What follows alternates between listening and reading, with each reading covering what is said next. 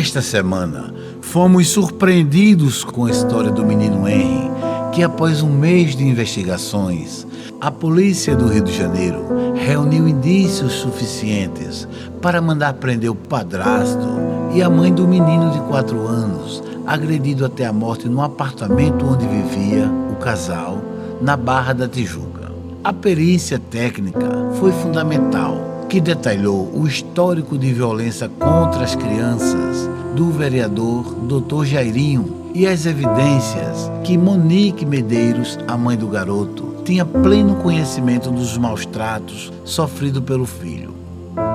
Do ponto de vista espiritual, por que uma criança tão linda passou por tudo isso? Veja a explicação pela perspectiva do Espiritismo.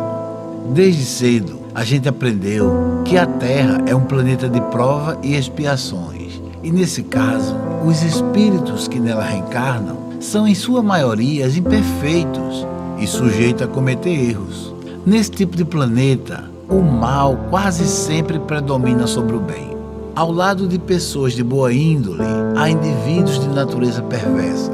Os bons frequentemente são os mais doentes, os que sofrem mais e vivem menos. Os maus, com raras exceções, gozam de boa saúde, vivem mais tempo e parecem sofrer menos. Se examinarmos o problema como se o espírito só encarnasse uma única vez, esse contraste pode nos induzir a pensar que Deus exige mais dos bons e deixa os maus agirem livremente. Muitas pessoas ficam intrigadas com a não intervenção do Criador e questionam por que ele não detém os delinquentes, sobretudo os que reincidem nos mesmos crimes. Por que não retira deste mundo tais pessoas? Por que não impede tais atos? Bom, a doutrina espírita nos fornece preciosos esclarecimentos sobre o assunto, fundamentados na reencarnação, no livre-arbítrio e na lei de causa e efeito. Cada existência é planejada com antecedência no mundo espiritual, antes da reencarnação.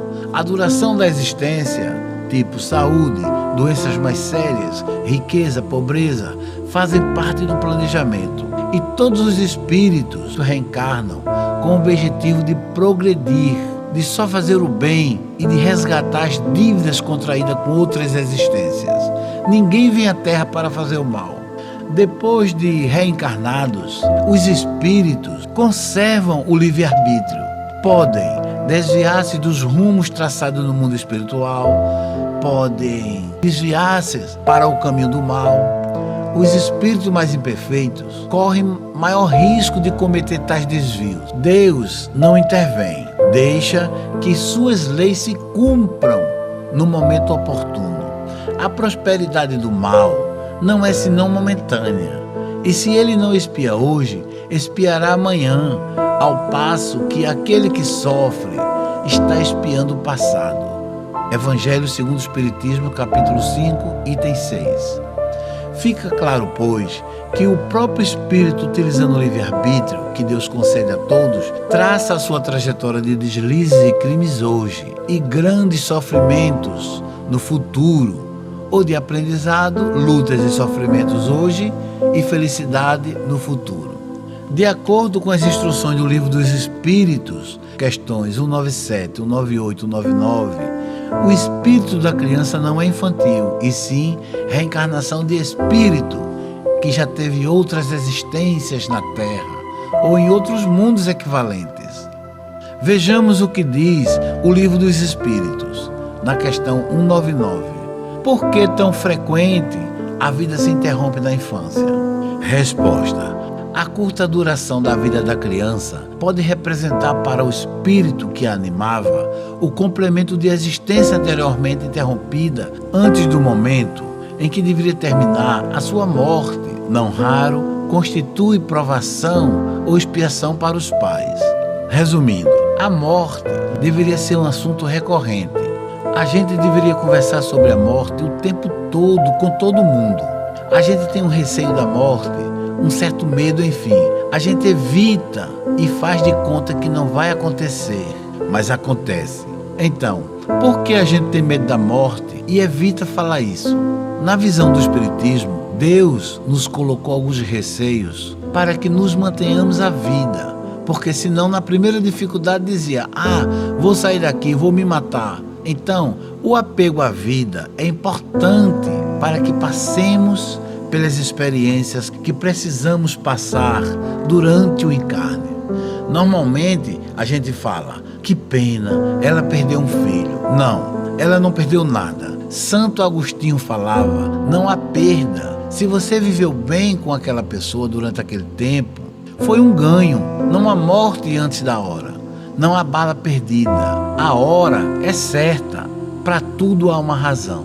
Tudo tem caminho, tudo tem um porquê, tudo tem um futuro. Quanto mais compreendermos isso, mais tranquilidade será a nossa vida. Casos como este do garoto Henri está previsto na questão 199 do Livro dos Espíritos. Estas crianças vieram completar o tempo de existência prematuramente interrompida na encarnação anterior por suicídio ou por acidente, muito comum em planetas como a Terra. Para o seu pai biológico, o que podemos dizer é que a dor de perder um filho será certamente a mais avassaladora e terrível das dores. Um sofrimento inimaginável. Na perda de um filho, se perde um pedaço do pai. Lamento muito, muito mesmo, e gostaria de poder fazer muito mais, mas pouco pode ser feito ou dito em hora de tanta dor. Mas posso dizer que tenho certeza de que seu filho, ainda pequeno, é mais um anjo que agora brilha no céu. Custará por demais aceitar que tão jovem e promissora vida tenha sido dessa forma finalizada. Será insuportável, ainda mais para você, pai, que tanto amava aquele menino. Deus, melhor que todos nós, sabe o que faz. Tenha força e coragem, recordem com amor e saudade, e ele jamais desaparecerá por completo da sua vida, pois para sempre viverá em seu coração. Se eu soubesse um dia que não mais te veria, eu beijaria você, te abraçaria mais forte, eu pediria desculpas por não te ouvir, mas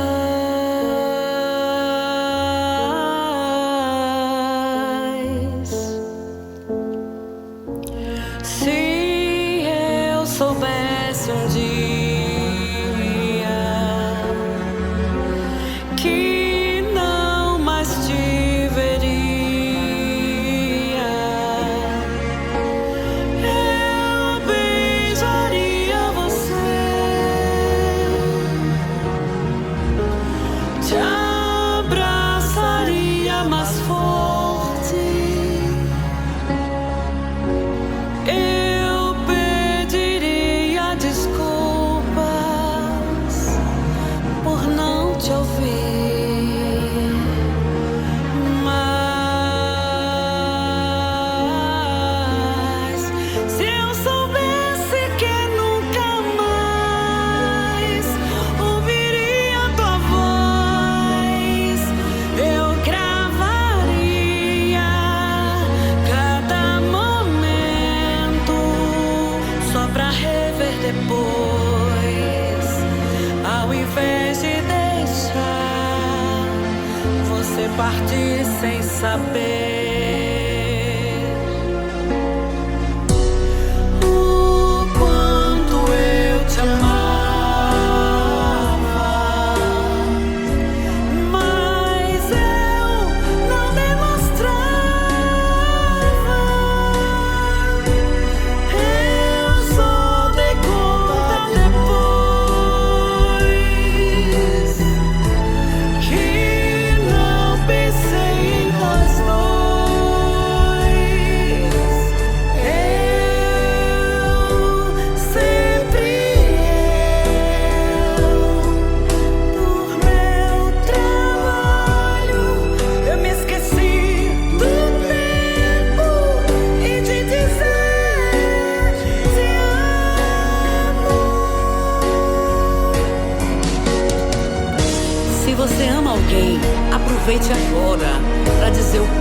seu ama, porque amanhã pode ser tarde.